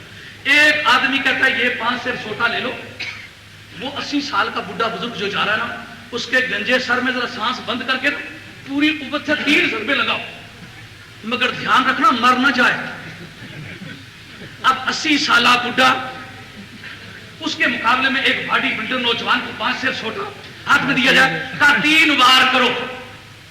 अगरचे उसने सर से मार डालने से मना किया है, मगर 3 सोटे जो मारने की तरगीब दी है उसका अगलब नतीजा कानून की नजर में मौत होती। क्यों? 80 साल बुढ़े को 5 सेर सोटा एक जवान का 3 मरतबा पैर बपैर लगे तो उस बेचारे की तो हवाई खारिज होनी है। हाँ? उस बेचारे की क्या बाकी, उसकी तो फूंक निकल जानी है।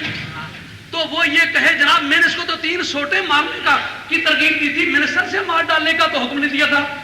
कानून कहता है जिस जुर्म की तूने तरगीब दी थी ना कि 3 सोटे गंजे सर में पहलवान बन के 80 साल बुढ़े को मारो, अगरचे तूने कहा था सर से नहीं मारना, मगर इस इर्तिकाबे जुर्म का अगलब नतीजा मौत हो सकता था। اگر ان 3 لاٹھیوں سے وہ مر گیا ہے تو قانون تجھے بھی قاتل کی سیکشن میں چالان کرے گا اور قاتل کو بھی قاتل کی سیکشن میں چالان کرے گا. اس بنیاد پر میں آپ سے کہتا ہوں کہ اس زمانے میں ان مدرسے کے بانیان نے ایک تو یہ کہا نبی میرے جیسا میں نبی جیسا. نبی تو بڑے بھائی جیسا ہو سکتا ہے, نبی کا درجہ تو بڑے بھائی کتنا ہے. تو اگر یہ کہہ دیا نبی بڑے بھائی جیسا ہوتا ہے تو بڑا بھائی تو روزانہ پیدا ہو سکتا ہے, لہذا نبی روزانہ پیدا ہو سکتا ہے. تو آپ کی منطق اس بات کو, آپ بھی تو منطق کے استاد ہیں, اس صغرے کو کبرے کو ترتیب دیں, حد اوسط کو حذف کریں, کیا باقی رہ جائے گا. یعنی نبی تو بڑے بھائی کی طرح ہے اور بڑا بھائی روزانہ پیدا ہو سکتا ہے. جی بڑے بھائی جیسا آدمی روزانہ پیدا ہو سکتا ہے. آپ اگر ان کو حذف کرتے تو کیا نکلے گا, نبی تو روزانہ پیدا ہو سکتا ہے. اب یہ کہتے وقت جواز تو نئے نبی کے امکان پیدائش کا تو نکال دیا, رہ گئی بات قانونی سیکشن کی. کہا خاتم النبیین کا یہ ترجمہ کہ سب سے آخری, یہ عوام کا ترجمہ ہے. خاص کا ترجمہ معاذ اللہ یہ ہے کہ نبی باعتبار مرتبے کے ایسے کمال کو پہنچا ہوا ہے کہ اس کے کمال کا اور کوئی نبی نہیں آیا. اس بنیاد پر انہوں نے نتیجہ یہ تذکیہ کہ اگر بالفرض اب کوئی نیا نبی بھی آ جائے تو سرکار کے ختم نبوت میں فرق نہیں آئے گا. تو وہ 1860 کی ایکلیسیاسٹیکل گرانٹس, مذہبی امدادی fund, police act, educational policy اور پاکستان ہندوستان کا متفقہ طور پر سیٹلمنٹ جس کو بندوبست کہتے ہو, وہ زمینداروں کا بندوبست ہوا تھا, زمین کا بندوبست نہیں ہوا تھا.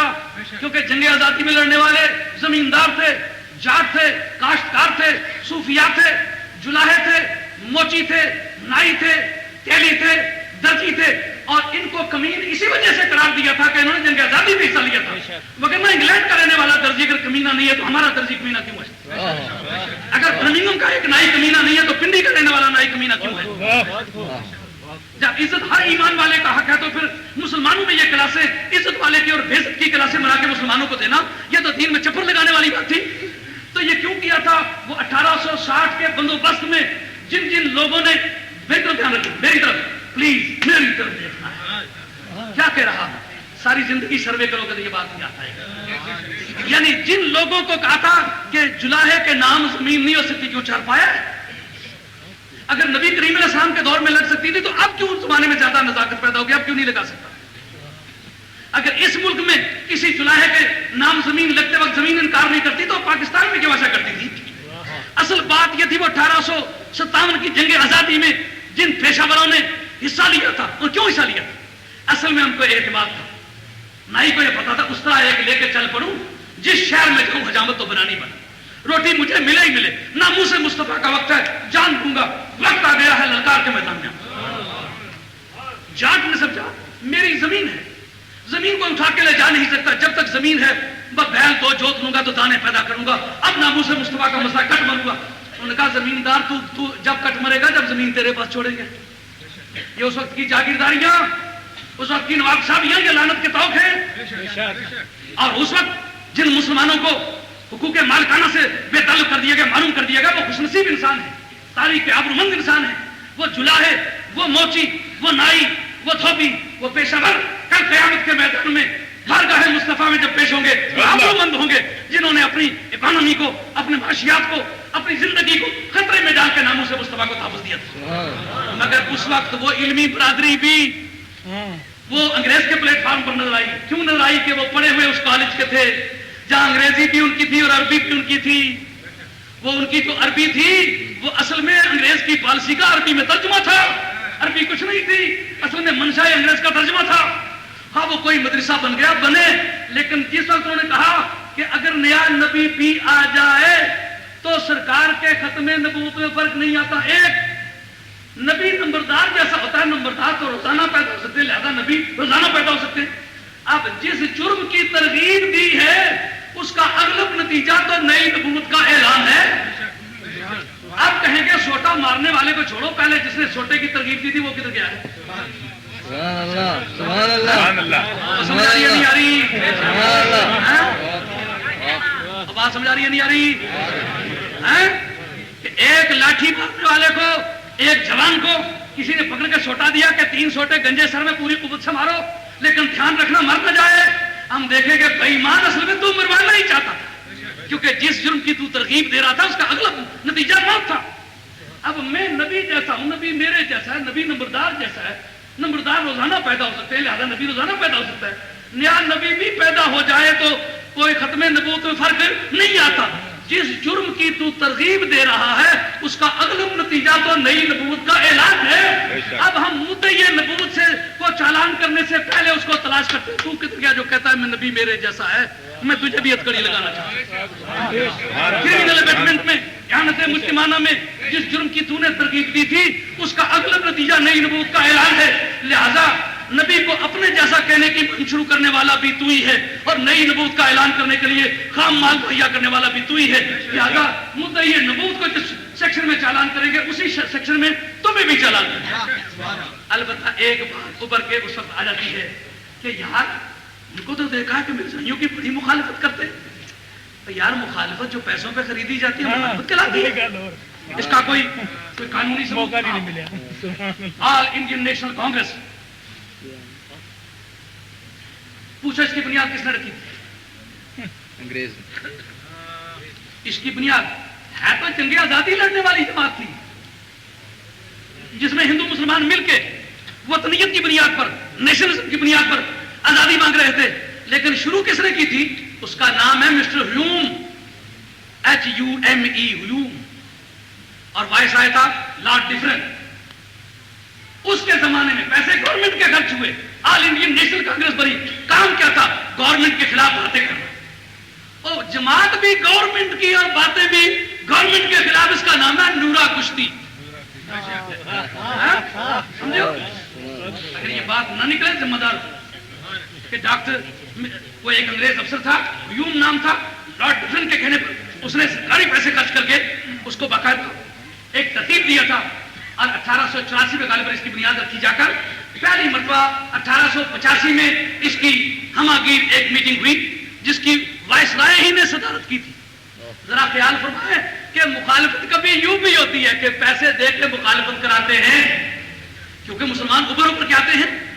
اگر کوئی پلیٹ فارم ایسا ہے جس پر ہمارا ہولڈ نہیں تو اوپر کیا آئے گا تو روکیں کیسے؟ کہ ان میں اپنے بندے چھوڑو, خرچہ ہمارا ہو. جب اوپر کے آئیں تو قیادت ہمارے ہاتھ میں, جہاں سے بٹن دبائے پھونک نکل جائے. اب جو بعض جماعتوں, بعض قیادتوں کو تسلیم کرنے میں زحمت ہوتی ہے, اصل میں ان کے بھی اس طرح کے بٹن ہیں. دقت ہوتی ہے کہ پیچھے دوڑ دوڑ کے محنت کر کر کے جب نتیجہ نکلنے پر آتا تو بٹن دب جاتا ہے. اس وقت مسٹر ہیوم یاد آتا ہے کہ یار آزادی تلاش کرنے کے لیے جو جماعت کھڑی ہوئی ہے اس کی باغ ڈور جو ہے وہ انگریز گورنمنٹ کے پاس ہے. یہ تماشا کیا ہے؟ یہ نورا کشتی ایک مدت سے لڑی جاتی رہی. اور اس سے زیادہ قریب کی بات آپ کو سناؤں, میں بدقسمتی سے ایک مرتبہ اپنے علاقے میں ممبر تھا, چوری ہو گئی. تو تھانے دار نے کہا شاہ صاحب کو بلاؤ, جب تک شاہ صاحب نہیں آتے میں کوئی معاملہ نہیں کرتا, کیونکہ میرے علاقے میں کسی آدمی سے, پولیس کے کسی آدمی نے رشوت لی تھی. تو میں نے اس کا پیچھا کیا تو اس بیچارے کو سزا ہو گئی. وہ پولیس والے ڈرنے لگے کہ یہ رشوت نہیں لینے دیتا, کوئی گڑبڑ ہوگی تو پریشان کرے. اب مجھے بلایا تو میں نے کہا مجھے پہلے خود ان سے بات پوچھنے دو, مجھے پتہ چل جائے. اب دیکھا ایک گینگ ہے ایک دوسرے کو گالیاں دے رہی ہے, ان میں دو چار کو میں پہچانتا ہوں. تو میں نے جب ان کو تنخواہ کر کے پوچھا, میں نے کہا بھائی یہ کیا معاملہ ہے؟ ان کا معاملہ یہ ہے کہ چوری تو ہم نے کی ہے. میں نے کہا کس نے؟ کہا یہ ساری گینگ میری ہے. تو میں نے کہا گالیاں ماں بہن کی ایک دوسرے کو دے رہے ہو, کچھ پتہ نہیں چل رہا. انہوں نے کہا شاہ صاحب آپ تو سادہ لو ہی ہیں, چوری چھپانے کا تو یہی طریقہ ہے. رات کو چوری اکٹھی کی ہے, اب مال عدم کرنے کے لیے ناآشنائی ظاہر کرنے کا ہمارا کوئی نہیں.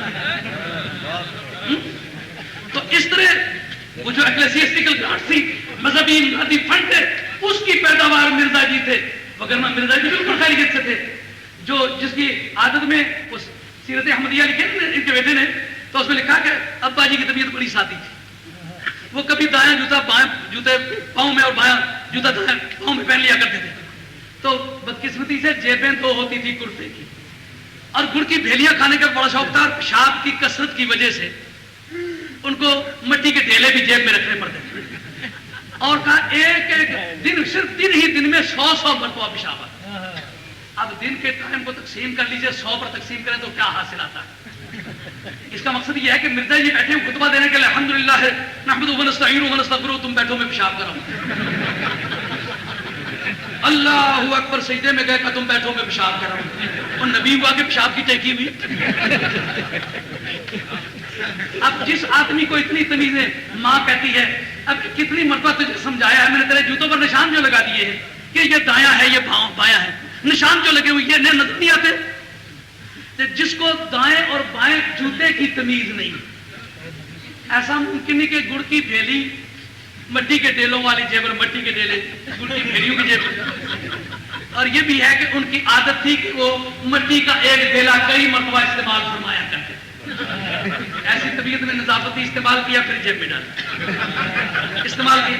اب وہ 4-5 مرتبہ کا استعمال ہوا جن میں 100 مرتبہ ہے تو ڈیلے کہاں سے مہیا کیے جائے؟ ایک سول سروس کا ملازم جو ساتھ ٹرک لیے پھر ڈیلوں کا، جب جا کے بات بنتی ہے تو مرزا جی کو احتیاطاً کافی سارے ڈیلے جیب میں رکھنا پڑتے ہیں۔ اب 10-20 مرتبہ کا استعمال شدہ ڈیلا جیب میں ہو اور گڑ کی بھیلی ڈیلوں کے جیب میں، ڈیلوں کا مٹی کا ڈھیلا جو ہے وہ گڑ کی بھیلیوں میں اگر پڑ گیا تو کھاتے وقت جو حشر ہوتا ہوگا وہ مرزا جی بے بتا مرزا جی بالکل خیریت تھے، ان کو کوئی یہ تکلیف نہیں تھی۔ دراصل اس جنگ آزادی میں انہوں نے دیکھا کہ عظمت رسول کا ایوان جب تک سلامت ہے مسلمانوں کو ڈسکنیکٹ نہیں کیا جا سکتا، گھیرا نہیں جا سکتا۔ پہلے مسلمانوں کا یہ عقیدہ متزلزل کیا جائے گا جو نبی کے بارے میں ہے، جب وہ متزلزل ہو جائے گا تو پھر اس قوم کو مارنا آسان ہو جائے گا۔ اصل مرزا جی کی بنیاد 1857 کی جنگ آزادی کے بعد پڑی ہے اور ان حالات میں پڑی ہے جبکہ مسلمانوں کا فکری انتشار مطلوب تھا، اور آج جو بہت زور لگانے والی قوم ہے دراصل خام مال انہوں نے ہی مہیا کر کے دیا ہے۔ اب ہمارا نقطہ نگاہ یہ ہے کہ اگر آپ سانپ کو مارے سپولیے کو چھوڑے تو دیر سویر سے سپولیے نے بھی سانپ ہی بننا ہے، اس لیے وقت پر دونوں کو پہچان کے رکھو۔ یہ تھا میرا آخری پیغام، اب میں آپ سے اجازت چاہتا ہوں۔ اور حضرت پیر حامد معزز سامعین،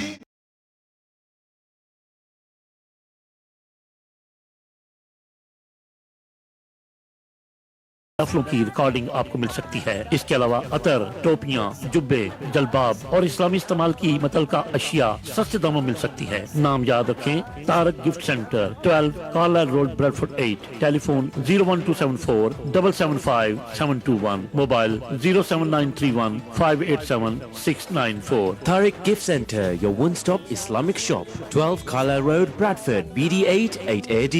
Telephone 01274 775721 and mobile 07931 587 694 and our website www.tariqgiftcenter.com. دو جگ کے دی تیری، دو جگ کے دی تیری زلفاں دے جان۔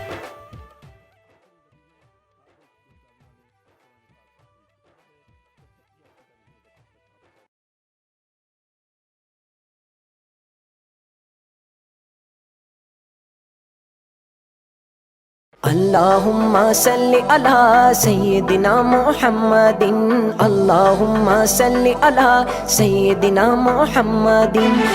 طارق گفٹ سینٹر بریڈفورڈ کی ایک واحد شاپ جہاں سے آپ کو نعتیں، قوالیاں اور علماء کی تقاریر پر پرانی سے پرانی اور نئی سے نئی audio cassette, video cassette, audio CD، DVD ہر وقت مل سکتی ہے۔ لائیو نعتوں کی اور تقاریر کی